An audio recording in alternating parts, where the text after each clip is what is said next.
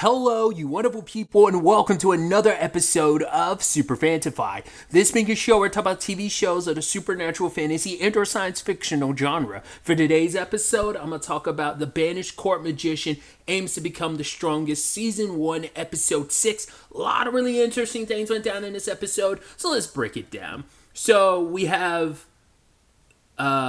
Alec asking her, like, hey, you guys busy? And he was like, no, we're free, we're available to do whatever. He's like, yeah, I want to go have you guys with me. Let's go, check around the town. I'm not as familiar with it. Ornes and Crossy immediately like, oh, wow, suddenly we've got a lot to do. It's like, no, you just said that you had nothing to do. Nope, we got a lot to do. And even yours, like, oh, you guys are being a little too obvious with it. Because I kind of was getting the vibe, like, it seemed pretty obvious, but I wasn't sure if the show was going to go down, or the series was going to go down that route where it seemed like pretty obvious that Yorha likes Alec. In fact, her being the one that ended up reaching out to Alec first, I think is kind of, first and foremost, kind of like the reason why, but like, he's like, well, you want to go around together, and she's like, oh, you want to go with maybe we could wait another day when everyone's available. He's like, no, I'm perfectly fine going along with you, unless that's an issue. She's like, no, let's do it. And so she shows them around town, and she brings up the whole thing of like, hey, you got to be careful. There are going to be people here try to scam you to buy stuff, and immediately cut to her buying everything that people are like handing out to her. And it's like, and Alec not wanting to call her out. It's like, yeah, sure, I see. And then this guy being like, hey, here's this thing. It's got this dark energy around it. It's like, do you want it? She's like, ooh, this seems really interesting. It's like, maybe we shouldn't.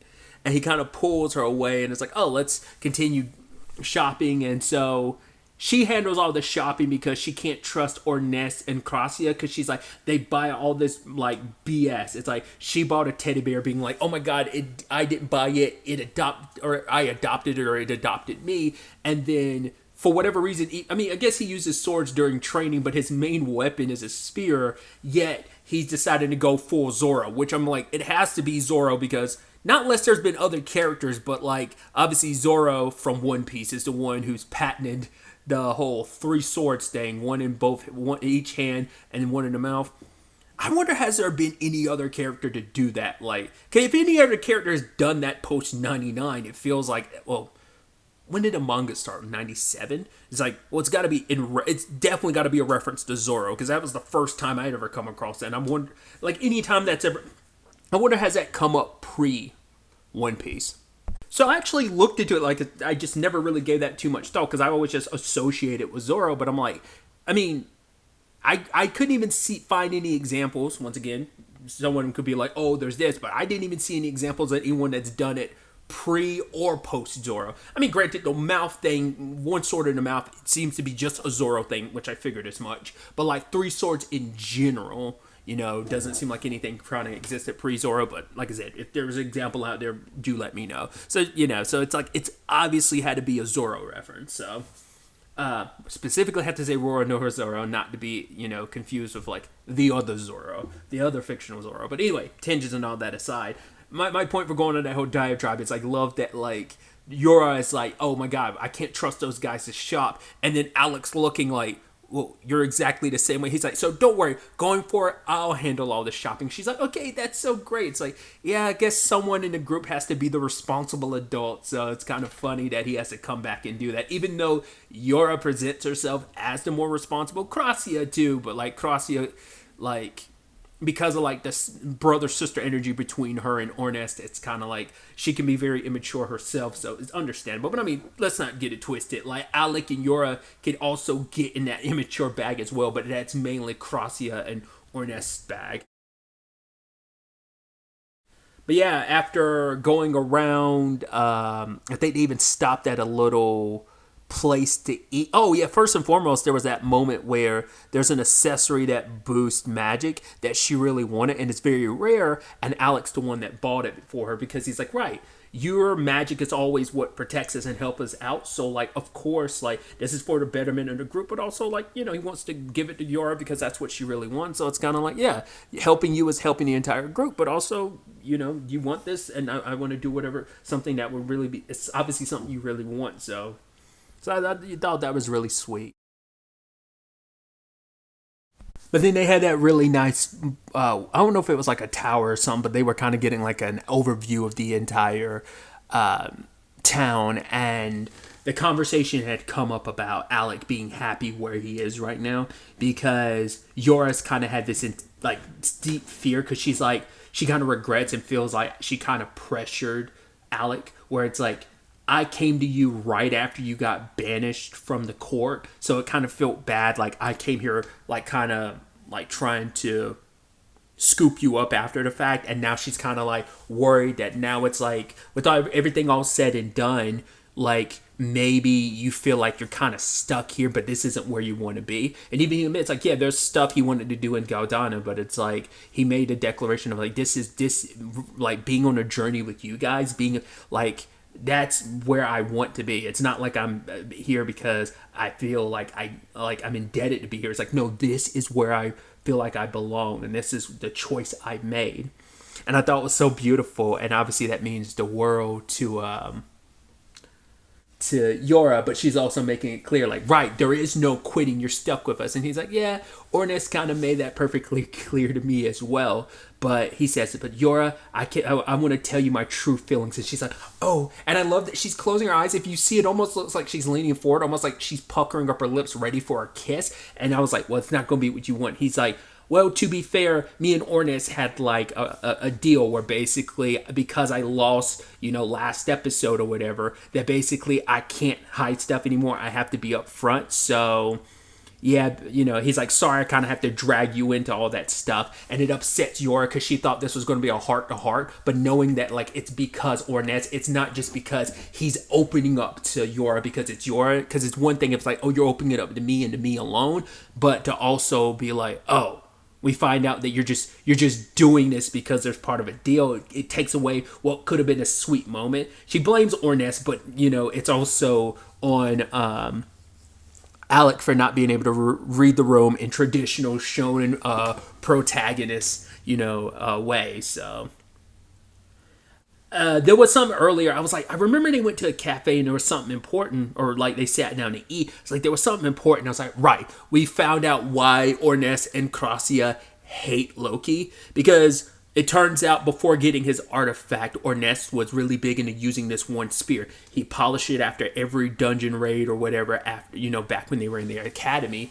And it's because for him, it's like, this spear has taken me through so much. Why abandon it just because it's been through a few scrapes and stuff like that? It's like, no, like, it's kept me going this entire time, and to abandon it just wasn't right, It was kind of his partner. And so they went into a dungeon to protect and help out like an A-ranked team, and they got backup from, was it Reuel and Loki? And Ornest got hurt and tried to play it off like everything's fine right before they could make their way back home. And on the way there, Loki, which I'm wondering, did Yorha not see all this go down? Because she tries to say Loki didn't do it out of volition because it's like, oh, it's a useless weapon or whatever. It was a beat-up weapon.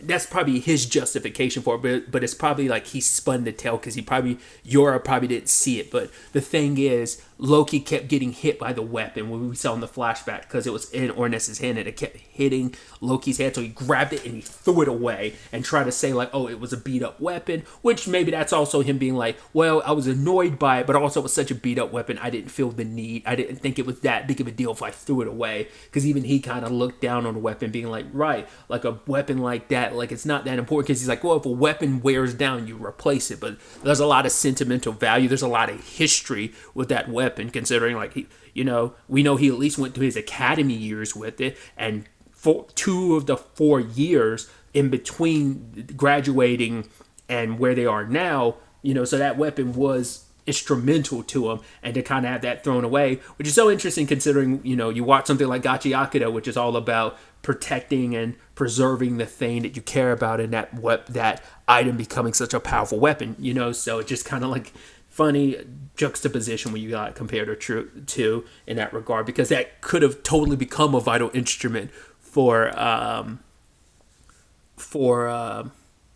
Ornest in that regard. So that's why Ornest has such beef with Loki. It's specifically Loki like talking down about the weapon and stuff like that. And it's like, well, why does Krasia hate him? It's like, oh, because Krasia is just like, he seems annoying and he's going to draw like a lot of trouble. He seems like a person who draws trouble. It's like, oh, I love that's all it is for Krasia. I like to believe she's also beefing with him simply because Ornest is. Well, but it's probably like, no, Crossia is kind of a no-nonsense type of person, and probably having to deal with Ornest is tough enough, and then Loki's like Ornest, but 3, if not 4 times worse, so that's probably, it probably is as simple as that, but I'd like to think on a deeper level, it's because Ornest has beef with him that she does as well, so. The next day, like Loki, not Loki, Alec wakes up super late because he's studying. I'm wondering what else he's got planned. I guess he talks about a little bit during him and Ornest's training, like they're sparring, because he brings up that he's lacking experience because the others have been doing this adventure thing for 4 years. And despite all that he did, I mean, let's not forget, he was hamstrung a lot, holding himself back and doing a lot for the prince, kind of staying in the background, not actively, he's learning and stuff like that, but like he was always playing a supportive role, so he wasn't as like in the mix of it. We see that he's still pretty capable because a lot of what the foundation of what he had during his academy days hasn't completely gone away, but he's lacking of like the real world experience through and through, kind of, especially being away from the people he has formed the biggest bond with, a connection, and that is different than obviously like his dynamic with the prince and his crew. So I guess Alex studying more and more to kind of like expand his knowledge and try and learn as much as possible so he can, all that he was trying to do for the prince to continue doing for lasting period, and kind of prove like, be as useful to his friends because he doesn't want to hold them back, which they would never view him that way. Because we're only at our full strength when we're all together. So when it's all said and done, Ornest and Alec do their sparring, obviously getting pretty serious to the point that Ornest pulls out his artifact like, yeah, let's go to it. But we never actually saw Alec pull out his. He was still using the broken sparring sword until Yorha was like, yo, I'm not going to let you guys actually hurt yourself over like sparring like that. So knock it off, you idiots. Because it's like, yeah, this has just always been their way of, I guess it's the very meatheadish element of definitely Ornest, but Alec too. It's just kind of like, yeah, this is what we do as men type of thing. So, they're from, I'm sure for Yorha and Krassia's perspective, it's like, it's just their idiotic like bromance and, brotherhood type of situation that they have going on. But then we have Loki showing up with their, ID that says that they are now officially, because they've been recommended by Rekoma is Loki's crew, right? Or is it Rekoma? I can't remember. It's something like that. Because of that, they are now, lasting period is now officially classified as S rank. And so it's big celebration. Everyone put it all on Loki to be like, hey, he's offering to pay, even though he was trying to snuggle up to Krassia and Yorha in that regard. So big, beautiful celebration. Obviously, Ornest kind of reminding Alec, like, yo, don't get caught up in some BS of like, right, because we're S rank, do I really belong here? You better not think like that again, because I will beat the ever living crap out of you. The reason why they're kind of even more like that kind of gets even more incited is because I guess Alec never told them, but I guess word got back to them about the Crown Prince situation last episode, because they found out about it, because they were like, yo, you went off and handled that on your own. And Alex almost, he doesn't say anything, but he kind of has that expression like, ooh, I wasn't expecting you guys know about that. He's like, well, if he shows up again, I'll let you guys know. But it's like, the fact is Alec handled that on its own, and it's like, well, that's what we're here for. We couldn't have helped you, but at the very least we could have been there to support you. So once again, no more handling stuff on your own, keeping stuff to yourself like you did then. So we also have Krassia helping heal some people who were attacked. They weren't attacked by monsters, but like a group. Because I think in Japanese is like what, Yami Guild, which I think Yami just like directly translate to like darkness. So it's like darkness / shadow guild. So, but yeah, it's people that were attacking all these other adventurers. So it's like, interesting timing. Granted, this is like a week ago, but it still can correlate timeline-wise with my gift level 9,999 unlimited. Gotcha. Has a similar like adventure hunter killer type of situation. So Krasia ends up looking after, was it Olivia, who is one of the best swords people in the guild. Like, she's from a group known as Nameless. And the moment she wakes up, she's frustrated. She's like, right, I gotta get healed up. I gotta go out there. And she's telling Krasia, like, hey, like, you don't know what it means to be a swordsman, and like, heal me up so I can get back out there. But Krasia is like, no, if you push yourself too far, you're going to do any good work I could do. So I'm not going to have you rushing out there. So Krasia is, she's used to dealing with stubborn people. So she comes at it from that tough love angle. So Olivia does eventually pass back out because of her wounds. Because it turns out that she's like, oh, like I had to deal like a traitor. And Krasia ends up like pushing herself to heal her wounds. Like, cause she says, like, right, she has deeper, older scars along with these. And we saw all the scars disappear, so I wondered, did Krasia push herself? She definitely did, and made sure to stay by her side. Which shows, like, yeah, she can seem like, I mean, we see how much of a caring personality she has, She seems like the kind of, what I always forget the name, is it Kudare? The very, like, it's meant to be like a Dare character that's kind of meant to be, like, very, like, not, I guess icy, but kind of very cool and cold. I think that's the word. Once again, I think this year's the first year I really learned about all the different, the doreis, because I always knew about tsuneres and yanderes, but I learned about other ones this year. But I think that was this year. Might have been last year, but I'm pretty sure it was this year. So she feels like she might fit that archetype to some extent. I don't think she is like as cold as a Kuda, or as cool as and cold as a Kudere would be, but still. But it's like, yeah, she's a very caring person. I think her being this healer too kind of lends itself to like that personality archetype to some extent. But then we also had, because they are now able to go to like a very like, was it the Arcana dungeon? They're able to access it, and obviously it's tougher than floor 64, because they're also working on like potentially going to like floor 65 was kind of like the next thing they were going to do before they got, sidetracked by the whole promotion thing. But there he gets visited by, what was it?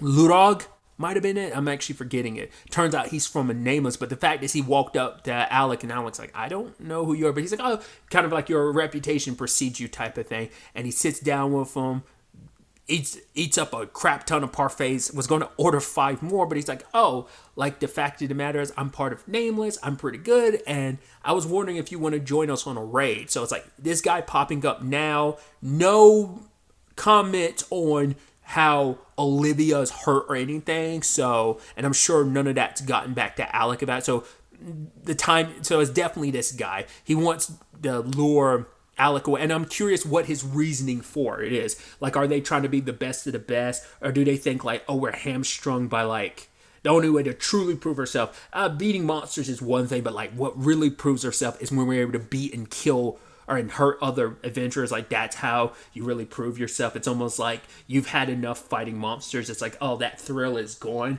The real thrill is taking down other adventurers. That's how you really prove yourself.